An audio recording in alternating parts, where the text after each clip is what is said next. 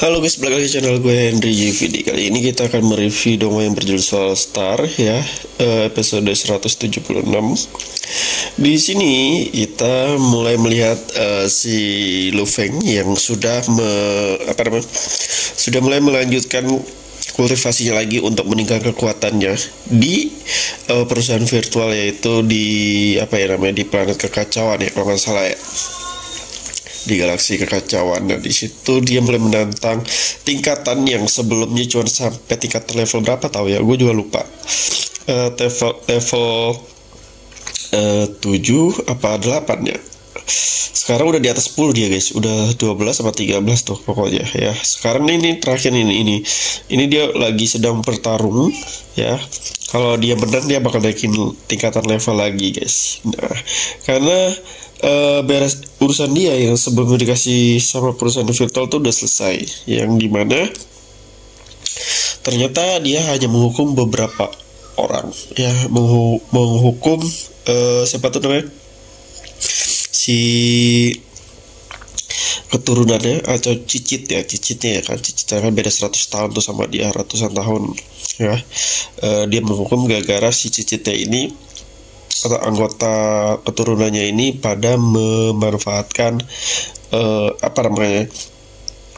entah itu jabatan, entah itu kekuasaannya ya, membunuh banyak orang yang nggak bersalah, sehingga si Lu Feng ini ditugaskan untuk menghukum mereka dari perusahaan virtual. Nah, di sini semua klan Lu ya, semua yang berhubungan sama klan Lu dikumpulin di situ ya, dikumpulin dan dihukum satu-satu ya. Dihukum bukan hanya dihukum penjara guys, tapi ada yang dibunuh sama dia. Gila, keren banget sih MC ya, nggak langsung naif ya, lebay ya, nggak sedih-sedihan. Dia langsung menghukum beberapa keturunannya yang menurut dia yang emang pantas dapat hukuman ya, sehingga mereka semua dibunuh atau dibantai lah sama ya, meskipun dibantainya nggak terlalu parah ya, dibantai sekali jetikan jari doang sama dia langsung mati ya. Ada yang dipenjara juga sih, ada yang 1000 tahun, 10.000 tahun ya kan, berapa ratus tahun di sini ya kan. Ada yang dipenjara juga, ada juga yang dibunuh.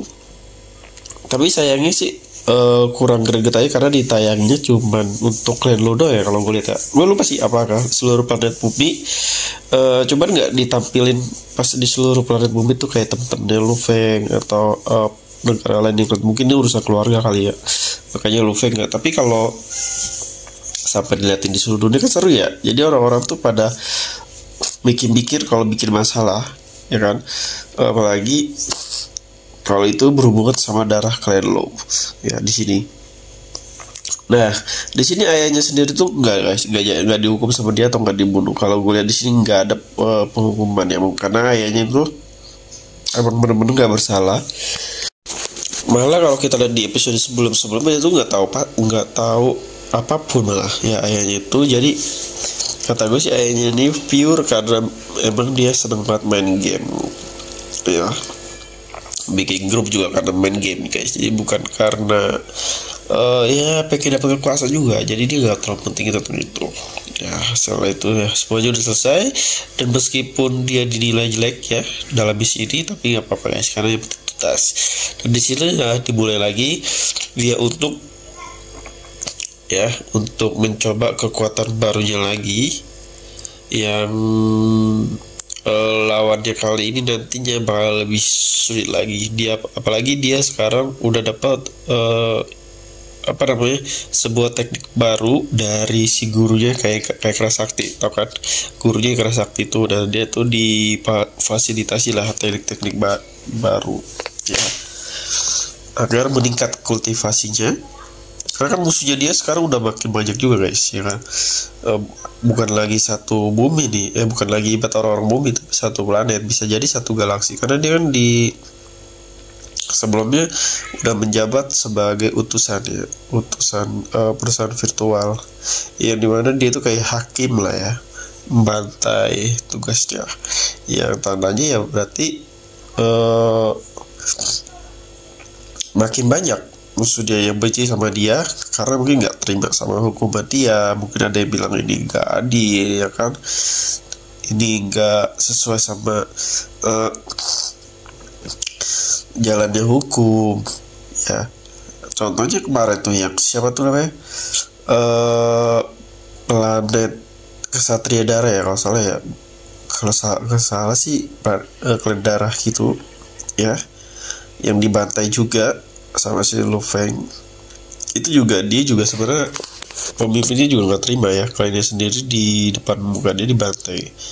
Tapi bukan Lu Feng yang ngebantai, tapi kayak Lu Feng aja gitu, ngebantai keturunan sendiri, jadi bukan orang lain. Nah kalau orang lain juga mungkin dia nggak terima ya, dibantai, kayak nggak dihormati atau nggak dihargai. Nah di sini seru ya, di sini Lu Feng mulai masukin kembali kayak ke sekolah, ke akademi untuk melanjutkan pendidikannya. Asik. Ya dia balik lagi untuk meningkatkan kekuatannya. Dia juga harus benar-benar memahami monumen apa gitu ya, kayak sebuah prasasti ya. Itu juga dia harus memahami biar meningkat ya, meningkati kekuatan dari Behemothnya juga, yang nantinya kayaknya sih lama kelamaan nanti beberapa orang juga bakalan tahu kalau Lu Feng itu punya 2 tubuh.